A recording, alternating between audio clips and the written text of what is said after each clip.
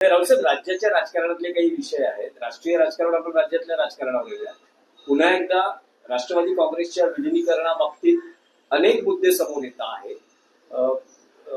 रोहित पवार असं म्हणालेले आहेत की 9 फेब्रुवारी नंतर ते एक पत्रकार परिषद घेणार आहेत आणि नेमकं विमान अपघाताच्या वेळेस त्या विमानात काय घडलं याची इत्यंभूत माहिती ते देणार.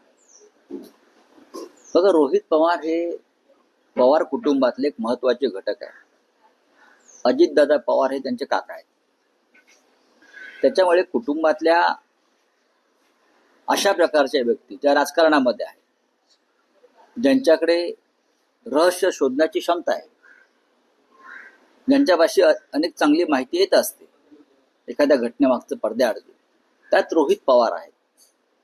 रोहित पवार जर अशा प्रकारे काही वेगळी माहिती समोर आणणार असेल तर महाराष्ट्र ती माहिती ऐकण्यास उत्सुक आहे.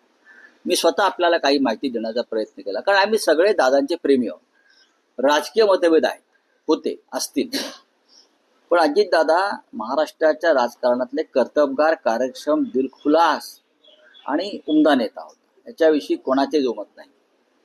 अशा व्यक्तीचं अशा प्रकारे दुर्दैवी निधन व्हावं आणि त्याच्यामागे लोकांनी संशय व्यक्त करावा, त्याच्यामुळे जर काही वेगळी माहिती समोर येणार असेल तर नक्कीच त्याचं आम्ही माहिती घेऊ आणि नक्कीच मी स्वतः रोहित पवारांशी याबाबत बोलेन, कारण मी स्वतः अस्वस्थ आहे अजितदादांच्या निधनानंतर. सर, राष्ट्रवादी संबंधित एक प्रश्न आहे. शिंदेची जी शिवसेना आहे त्याच्यातले जे मंत्री असतील, नेते असतील, प्रताप सरनाईक, रामदास कदम यांची जर गेल्या काही दिवसात वक्तव्य बघितली तर ते शरद पवारांची बाजू घेताना पाहायला मिळतात. शरद पवारांची बाजू जर कोणी घेत असेल त्याचं चुकीचं काय? शरद पवारांची बाजू घेणं हा शब्द चुकीचा आहे. शरद पवारांना अशा प्रकारे बाजू घेण्याची अद्याप कोणी वेळ आलेली नाही. शरद पवार हे एक या महाराष्ट्राच्या राजकारणातला प्रमुख स्तंभ आहे बाळासाहेब ठाकरेंनंतर. हिंदुहृदय सम्राट बाळासाहेब ठाकरे यांच्यानंतर शरद पवार हे आजही या महाराष्ट्राच्या राजकारणातला एक प्रमुख स्तंभ आहे आणि त्यांच्यासमोर बाकी सगळे ज्युनियर आहेत. सगळे ठीक आहे, लोक सत्तेवरती बसल्यावर त्यांना शिंग फुटतात टाकल्याची, कोणी मुख्यमंत्री झाल्यावर, कोणी मंत्री झाल्यावरती ते पवार साहेबांना सल्ले द्यायचा प्रयत्न करतात. खास करून हे भाजपचे सध्याचे मुख्यमंत्री असतील, काय असतील, हातात सत्ता आहे म्हणून तुम्हालाही शिंग फुटलेले आहे, लक्षात घ्या. नाहीतर शरद पवारांनी केलेलं काम आणि राजकारणातला त्यांचा अनुभव हा प्रचंड आहे. सर, सुनील तटकरे असं म्हणतात की मला 2022, 23, 24, 25 मध्ये खलनायक ठरवण्याचा प्रयत्न वारंवार केला गेला. जेव्हा जेव्हा अजितदादांनी भूमिका बदलली तेव्हा तेव्हा मी राजकारणामध्ये खलनायक झालोय. आता सुद्धा मला खलनायक ठरवण्याचा प्रयत्न केलाय. मात्र वेळोवेळी इतिहासच याचं सगळ्यांचं उत्तर नाही. इतिहासाची चिंता कोणी इतरांनी करू नये. इतिहास घडवण्यासाठी क्षमता असावी लागते. पक्षांतर करणे म्हणजे इतिहास घडवणं असं होत नाही.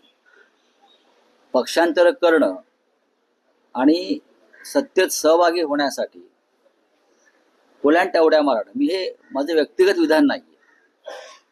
त्याला कोणी इतिहास घडवला असं बोलू नये. इतिहास घडवण्यासाठी फार वेगळी व्यक्तिमत्व निर्माण व्हावी लागतात.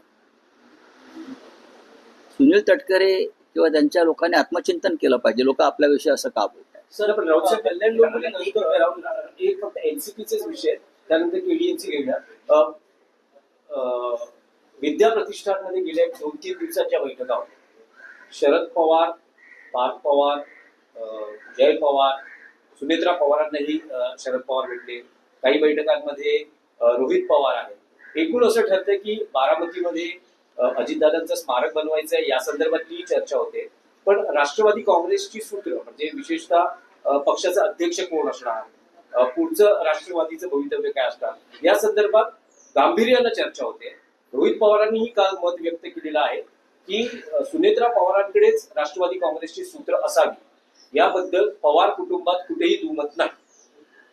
म्हटलं पवार कुटुंबात दुमत नाही हे जर रोहित पवार सांगत असतील तर त्याच्यावरती कुटुंबाबाहेरच्या व्यक्तींना का मत व्यक्त करावं?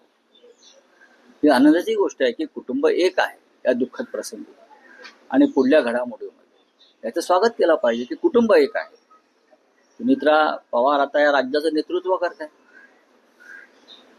भविष्यात पार्थ पवार नेतृत्व करतील दिल्लीत जाऊन, चांगली गोष्ट आहे.